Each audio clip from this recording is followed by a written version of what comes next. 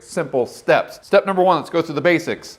What makes the price move on a bond? It's the yield. So when the yield goes down, the price moves up. There's an inverse correlation. How does that work? Because if you buy a bond for $100, it's yielding 1%. If the rates go up to 10%, then the people that are out there in the bond market, why would they buy your bond when they can now buy a bond at 10%? So the value of your bond goes down. That's why there's an inverse relationship. So going over to the yield curve, we start here at 1968 with this example. Going to today, this is the 10-year and the 2-year spread. It goes up to a +4 here, -4 here. Every single time that yield curve inverts, meaning that the 10-year, the rate on that goes lower than the 2-year, we've got a recession that follows. This is a very rare occurrence because there's more risk associated with a 10-year bond. Therefore, the interest rate should be higher. But we go from 70, we have a recession here, 74, 80, 82. This whole time frame was basically a recession. We get it in 90, 2000, 2008, and now that yield curve has inverted again. I want to point out that the time frame, the length of these recessions since 1990 has gradually gotten bigger, and in 2008 it was much bigger. Why is that? Because there's more debt in the system. So every single time that these interest rates rise, there's more debt that can be effective, so there's a bigger negative consequence. When the yield curve inverts, it usually signals a contraction of the business cycle. Coming over here is our GDP. This is flat line. We know as the credit cycle expands, that business cycle, it goes up and then it goes down. So when that yield curve inverts, that's signaling that we're right about here going into a recession or a depression. One more thing I want to point out in step number one is the steepening of the yield curve. You'll notice that it's not necessarily the inversion of the yield curve which brings on that recession. That actually precedes every recession by quite a bit. It's when that yield curve starts to go back up, that's when we really have problems. Why is that? Because the Fed comes in and they try to smooth out this business cycle, ironically. By dropping interest rates low, that decreases the hurdle rate for loans, which means that there's more shaky debt in the system or more malinvestment. So when that bad debt tries to roll over, they can't do it as easily because now interest rates are higher, so they go out of business and consumer demand plummets because their monthly payments go up, but their incomes go down. Step number two, the duration risk in the inversion of the yield curve. And this is what everyone is missing. Nobody's talking about this. It starts with time to maturity. And a lot of people conflate these two things, but that's not right. Because duration is measured in years, they think that it's the time to maturity. That's incorrect. Let's step back here and look at our typical yield curve. We're going to start at 3 months and go out to 30 years. Here's our interest rate.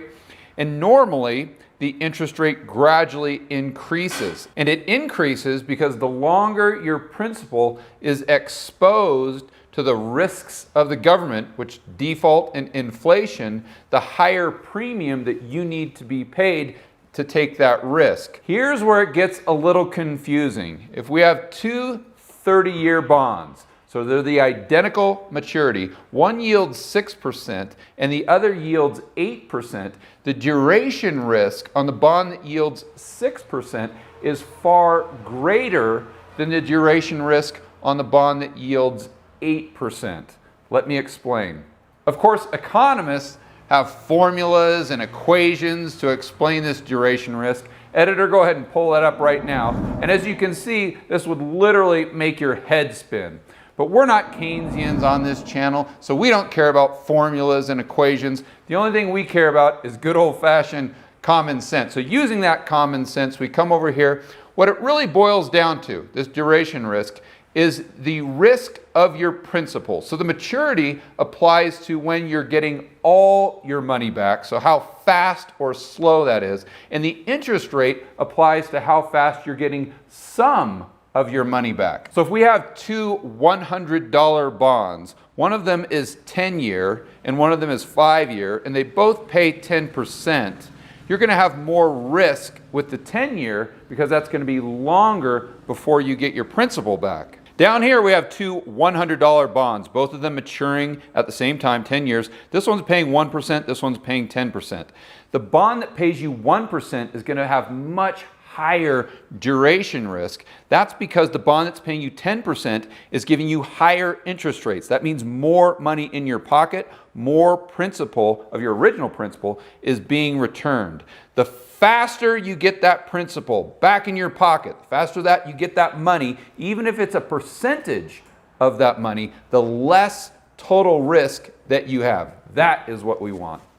Oh, but wait, there is more. Now that we understand the duration risk, we can conclude that the longer the maturity and the less amount of yield that you're getting, the greater sensitivity that we have to interest rate movements. And this is pretty simple. If we have our duration years here, going back to that goofy formula, pretty much for every 1% increase in interest rates, we have a 1% decrease in number of duration years.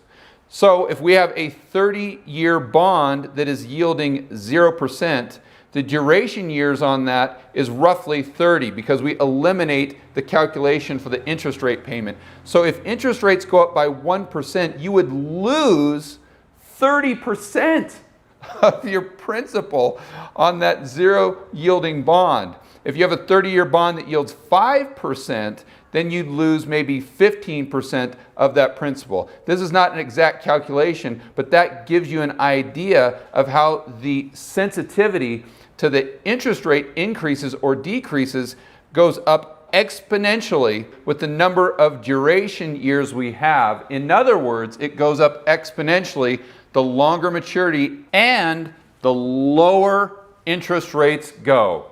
Are you starting to connect the dots? Step number 3, the inverted yield curve endgame. What I want to do now is put all the pieces of the puzzle together to give you a completely different perspective on the inversion of that yield curve. What we know is that when that curve inverts, the recession odds are very high. Also, this signals the change in the business cycle. Here are the stages of the business cycle. To explore these in a little more depth, let's check out this article from Investopedia. Expansion. This is the first stage. When expansion occurs, there is an increase in employment, incomes, production, sales, and people generally pay their debts on time. The economy has a steady flow of money supply and investment is booming. The second stage is the peak, and this is when the economy hits a snag, having reached maximum level of growth. Step number 3 is the recession, and this is where we really need to focus. These are the periods of contraction. During a recession, unemployment rates rise, production slows, sales start to drop because of a decline in demand, and incomes become stagnant or decline. 4, the depression.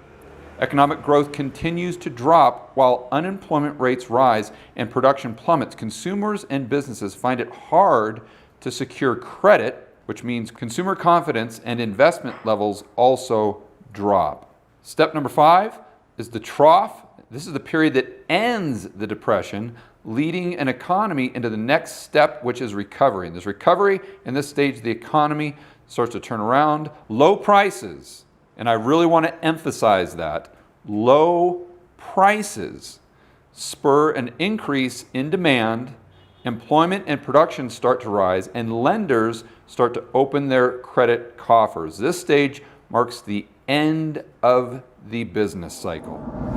Did you catch that? It's the low prices and getting out all of that malinvestment that lead to the actual recovery. In other words, the cure is actually the recession and the depression. Going over here, we've got the Fed. Remember, they're always trying to smooth out this business cycle. They don't want prices to go down. This just increases malinvestment when the cure is avoided. Let's get a visual to understand this better. We've got GDP and we've got that business cycle. What the Fed does is they come in here and they want to prevent this cure from happening. This is the recession and the depression. So they come in and inject all this liquidity and quantitative easing and ZERP and all that nonsense to do whatever they can to avoid that pain. Well, what they're doing is they're just avoiding the cure. So the next time we go through this business cycle, the malinvestment grows. Well, maybe they can paper over that one too, but we get to a point where they run out of ammo and they can't prevent that recession/depression. And when we go into it, it's exponentially worse because in the past recessions, they tried to paper over the cure. So it's not just about the inverted yield curve, it's about the severity of the recession that inverted yield curve is signaling. Oh, but wait, there is more. Now it's really time to grab that stiff drink, because remember the duration risk? The lower the rates go, the bigger the price moves in the bond market. We've got two inverted yield curves here that look identical, but they're much, much different in terms of risk. This yield curve starts at 4%. So the 3-month is at 4%, going to the 30 at 3.2, where this yield curve, the 3-month is at 2%, going to the 30-year at 1.0. This yield curve, although it looks the exact same, has vastly greater risk if the increase in the interest rates are identical. So the recession that inverted yield curve is signaling is going to be much, much worse. In addition to that, the bond market, if rates steepen enough, is going to completely implode. And that is what everybody is missing about the inverted yield curve. For more information like this, check out this content right here, and I will see you on the next video.